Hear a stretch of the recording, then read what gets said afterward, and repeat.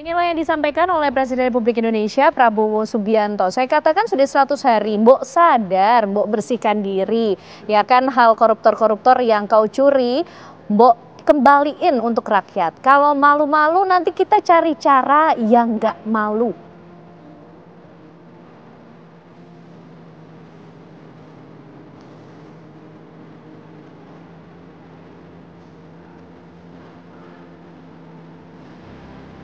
Nah, inilah pemirsa yang disampaikan tentunya beberapa catatan-catatan penting, teguran-teguran sangat tegas yang disampaikan oleh Presiden Prabowo Subianto kepada para koruptor yang diminta untuk segera sadar.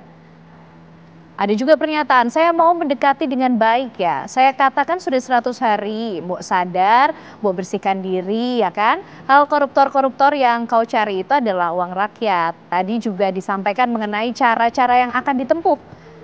Dan kalaupun koruptor lari ke Antartika, aku kirim pasukan khusus untuk nyari mereka di Antartika. Ini yang disampaikan pada 31 Agustus 2024 di Rapimnas Gerindra.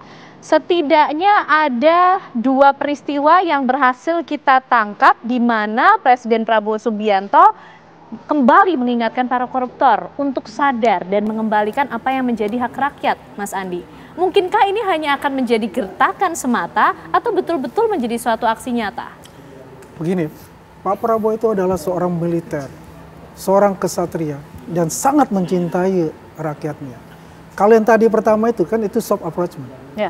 Yang keduanya itu ya sudah hard approachment. Okay. Artinya begini, mbok ya, ini kan ke bahasa Jawa, bahasa halus gitu. Coba kamu kembalikan. Tapi itu juga tidak akan menghilangkan aspek dari pidananya karena kan korupsi. Itu tidak bisa lah ya. Tapi mungkin ya ada pembicaraan-pembicaraan karena willingness dia untuk mengembalikan itu. Ya. Tapi yang jelas beliau ini sangat menegakkan korupsi itu. Artinya harus diberantas.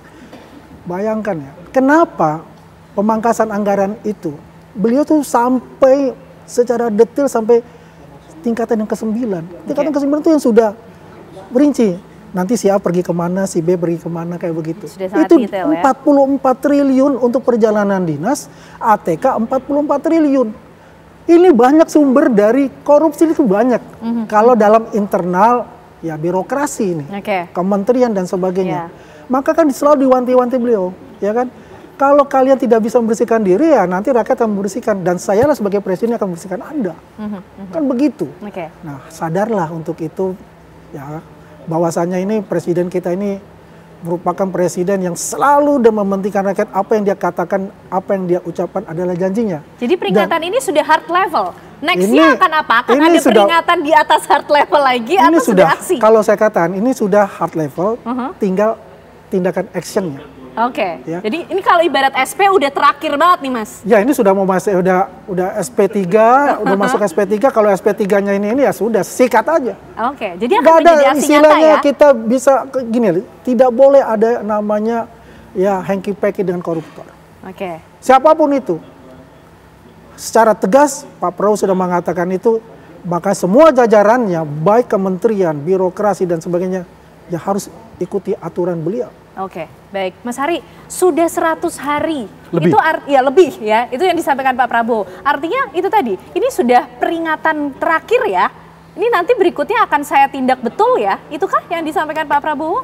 Ya ini hanya sebatas narasi kata-kata ya, tapi kita sebagai publik gitu ya, sebagai bagian dari publik masih belum melihat tindakan yang lebih keras lagi. Boleh lah itu dikatakanlah SP3 gitu.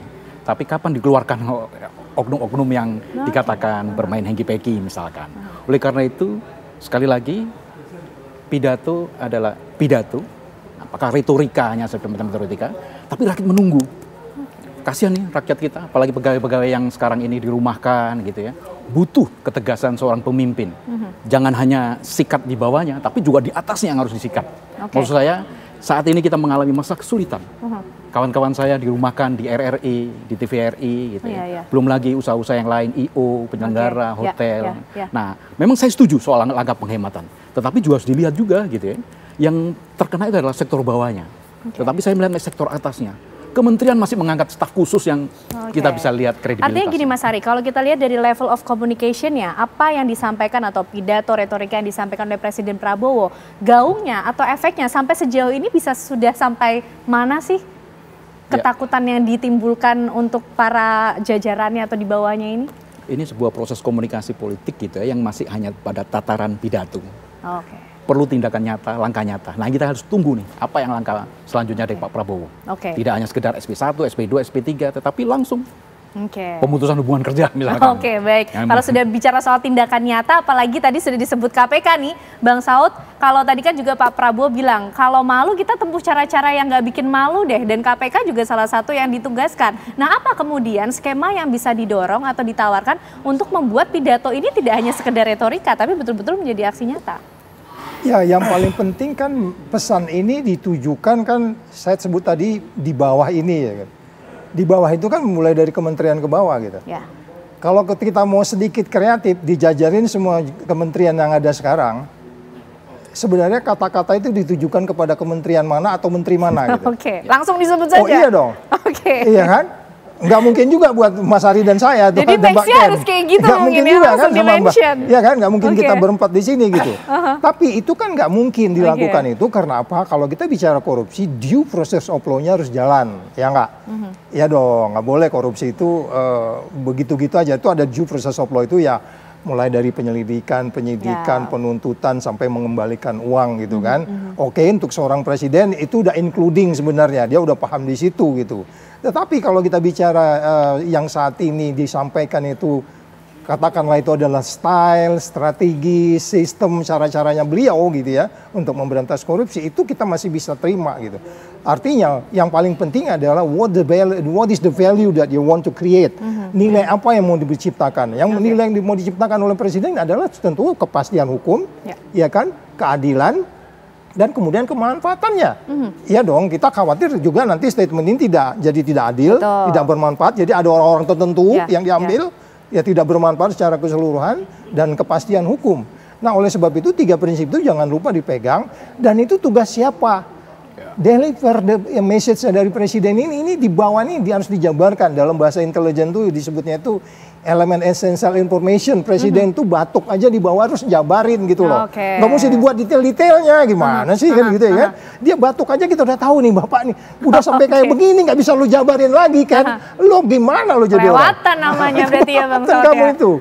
Iya. Nah tapi apa yang kemudian bisa dilakukan juga oleh KPK mengimplementasi apa yang menjadi perintah presiden? Ini kan jadi seperti apa ya, diharapkan KPK betul-betul juga bisa melakukan peran dan fungsinya untuk membantu presiden menghapus atau membersihkan Indonesia dari korupsi ini, Bang Saud. Iya, kalau kita kembali kepada 3 institusi, baik kepolisian dan kejaksaan dan spesialisasi KPK, utamanya KPK gitu kan, memang harus kita harapkan.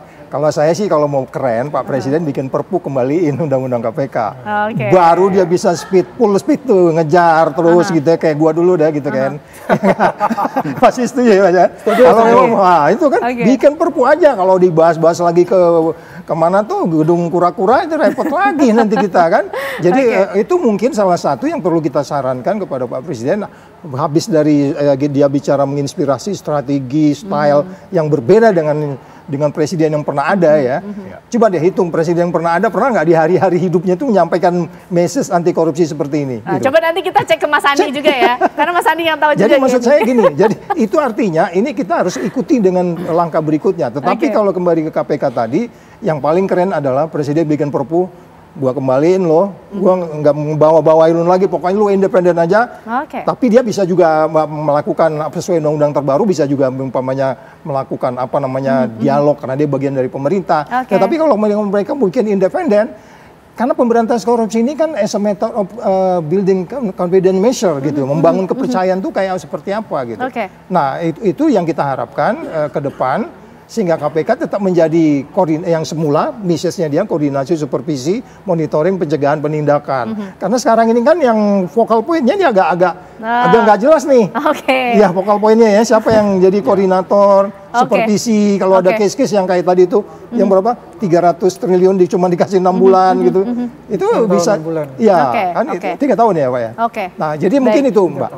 Baik, kita nanti akan cari tahu juga strategi yang paling efektif kemudian untuk bisa meluluskan ataupun kemudian mensukseskan apa yang menjadi visi misi dari Presiden Prabowo Subianto untuk menghilangkan korupsi di Indonesia, pemirsa. Kami akan temukan jawabannya bersama dengan para narasumber tentunya untuk Anda sesaat lagi.